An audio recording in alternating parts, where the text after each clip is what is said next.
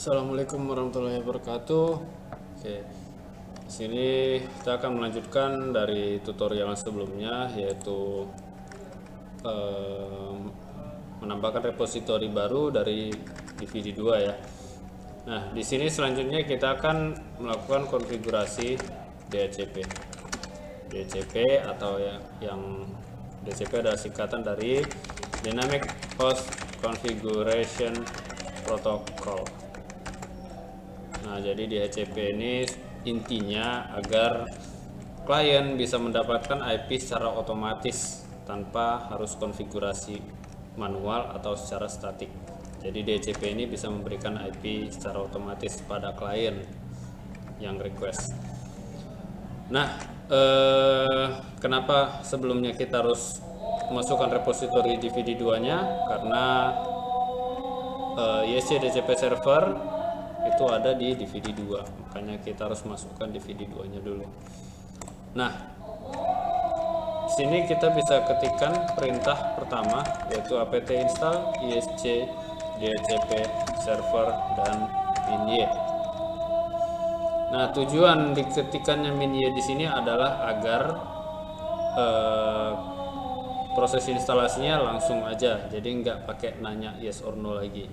Jadi tambahkan min-y belakang, kemudian tekan enter. Nah, ini udah jalan konfigurasi, jalan instalasinya.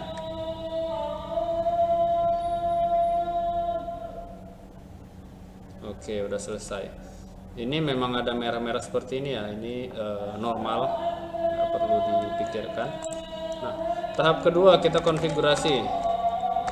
Kita konfigurasi bisa pakai nano, bisa pakai vim, tergantung selera sendiri. Di sini saya pakai nano.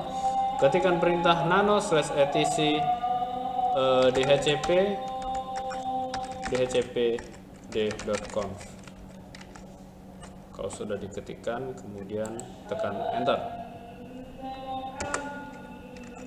Nah, di sini kita cari a slightly, tulisan a slightly, dia di bagian tengah. Scrollkan ke bawah. Nah, ini dia, a slightly different configuration.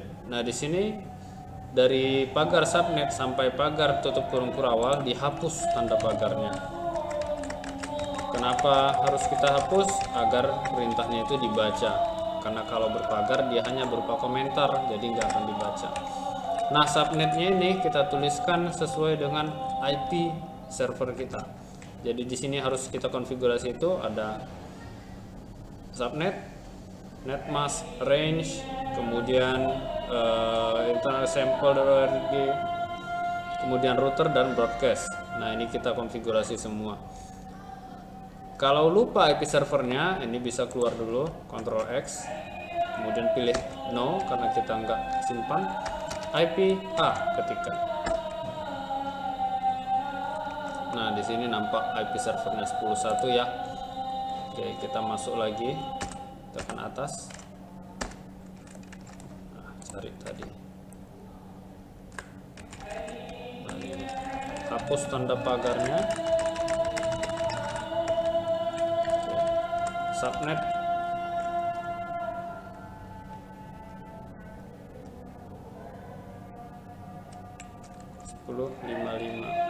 Ini ada cara yang lebih gampang ya. Gak usah, terlalu berisiko. Kita bisa replace ini semua sebenarnya, tapi takutnya dia nge-replace yang nggak bisa, yang nggak perlu. Sini manual aja dulu ya. Kita hapus, kita ganti IP server kita. Nah, subnet itu ujungnya tetap 0 ya, karena dia networknya yang dituliskan, bukan IP addressnya. Nah, netmask karena kita per 24, makanya dia per 0.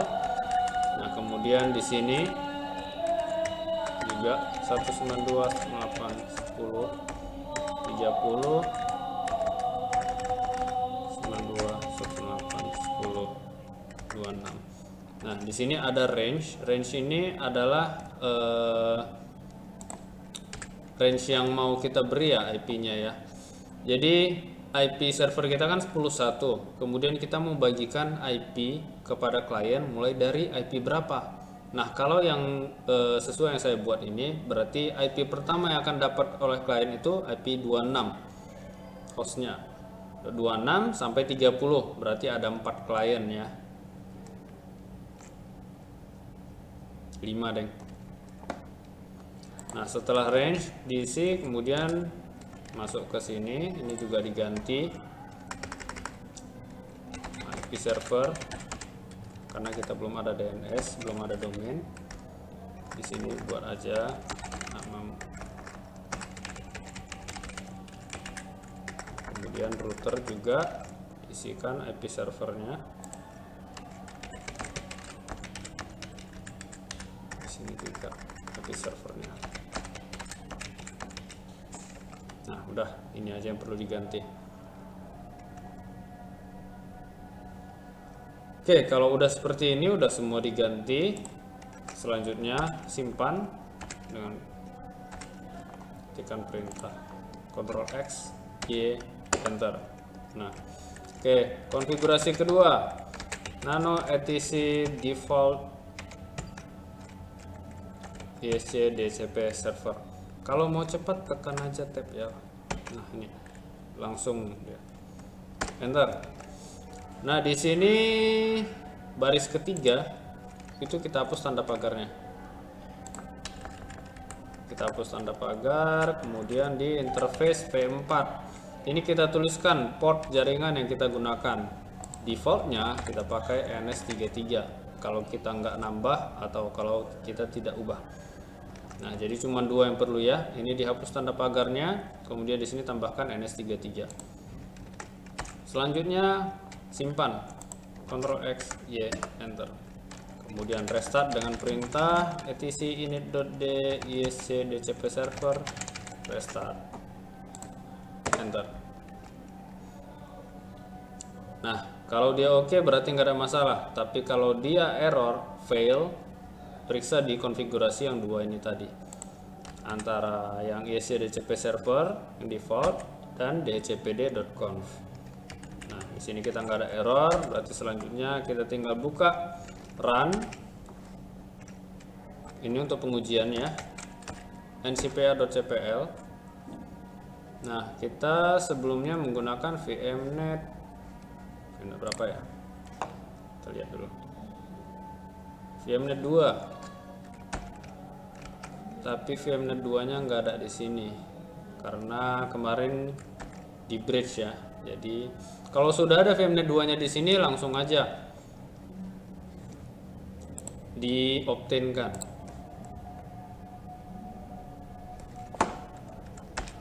Karena belum ada. Oke, vmnet 2-nya udah ada karena barusan kita konfigurasi vmnet-nya. Nah, ini double klik details. Nah, ini udah ada ya. ldep.com, ini IP-nya start from 10.26, kemudian default gateway, DCP server, DNS server 10.1, dan ini tadi domainnya. Jika belum nampak, belum muncul di sini, coba pastikan IP-nya sudah obtain ya. Buka properties V4. Nah, ini pilih obtain dua-duanya, kemudian oke. Kalau di use the following IP address, ini berarti kita konfigurasi secara statik atau manual, jadi dia nggak akan request di DHCP-nya. Makanya ganti ke obtain, oke, kemudian close. Nah, cek kembali.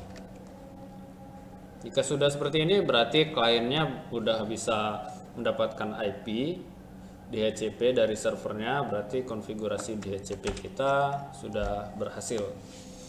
Oke. Selamat mencoba. Sekian untuk tutorial hari ini. Saya sudahi. Assalamualaikum warahmatullahi wabarakatuh. Lebih dan kurang saya mohon maaf. Terima kasih.